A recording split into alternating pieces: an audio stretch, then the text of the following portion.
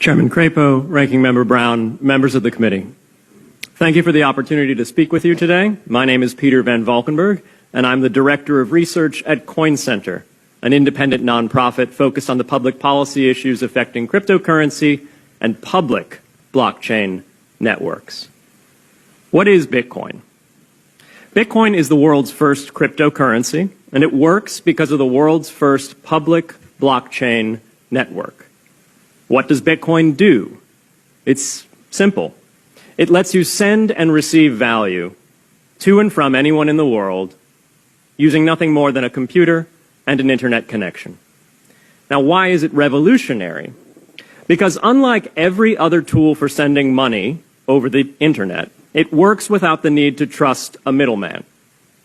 The lack of any corporation in between means that Bitcoin is the world's first public digital payments infrastructure. And by public, I simply mean available to all and not owned by any single entity. Now, we have public infrastructure for information, for websites, for email. It's called the internet. But the only public payments infrastructure that we have is cash, as in paper money. And it only works in face-to-face transactions.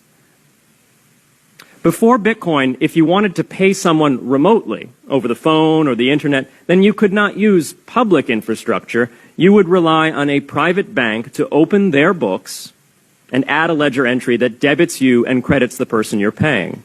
And if you both don't use the same bank, well, then there'll be multiple banks and multiple ledger entries in between.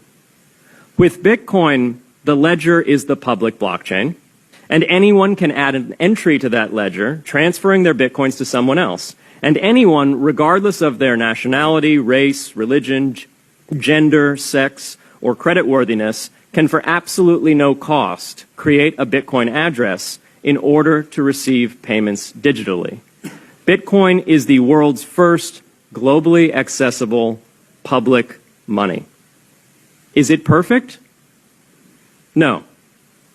Neither was email when it was invented in 1972. Bitcoin's not the best money on every margin. It's not yet accepted everywhere. It's not used often to quote prices, and it's not always a stable store of value. But it is working, and the mere fact that it works without trusted intermediaries is amazing. It's a computer science breakthrough, and it will be as significant for freedom, prosperity, and human flourishing as the birth of the internet. And Bitcoin is just the beginning. If we can replace private payments infrastructure, then we can replace other private choke points to human interaction as well. Now, why should we want to build more public infrastructure? Why should we embrace blockchains over corporate intermediaries? Why should we tolerate their inefficiencies and work to make them better? Why should we want the pioneers of this technology here in the United States and not fleeing overseas? A simple reason. Because the corporate intermediaries providing today's critical but privately owned infrastructure are becoming fewer, larger, and more powerful, and their failures are increasingly grave. So roughly half of all Americans, 143 million people, had their Social Security numbers exposed to hackers because of a breach at Equifax. The SWIFT network has relayed hundreds of millions of dollars in fraudulent transactions because of hacked member banks in Bangladesh, Vietnam, Ecuador, and Russia. The FBI suspects now that the largest of these hacks was perpetrated by North Korea. Corrupt, low-level employees at an Indian bank, Punjab National, were able to fraudulently certify SWIFT messages, stealing $1.8 billion. It's the largest electronic bank robbery in history. In fact, it's the largest bank robbery in history. In October 2016, an estimated 1.2 million internet-connected devices were hacked and turned into a botnet that for several hours made prominent websites unavailable across Europe and North America, including CNN and Fox News, the New York Times, and the Wall Street Journal.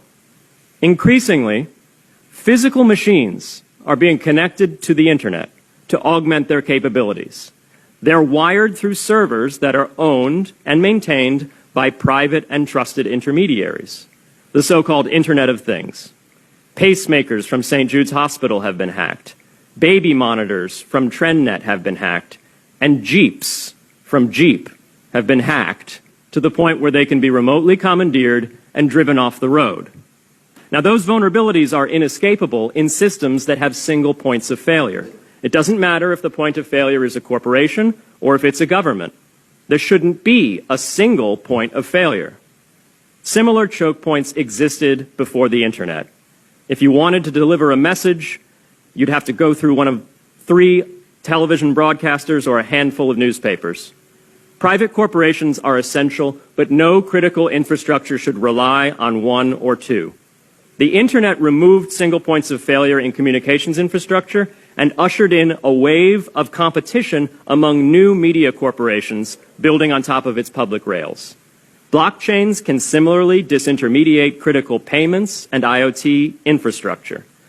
The technology is not yet ready to answer all of those questions today, but it is our best hope. And as with the internet in the 1990s, we need a light touch, pro-innovation policy to ensure that these innovations flourish in America for the benefit and security of all Americans.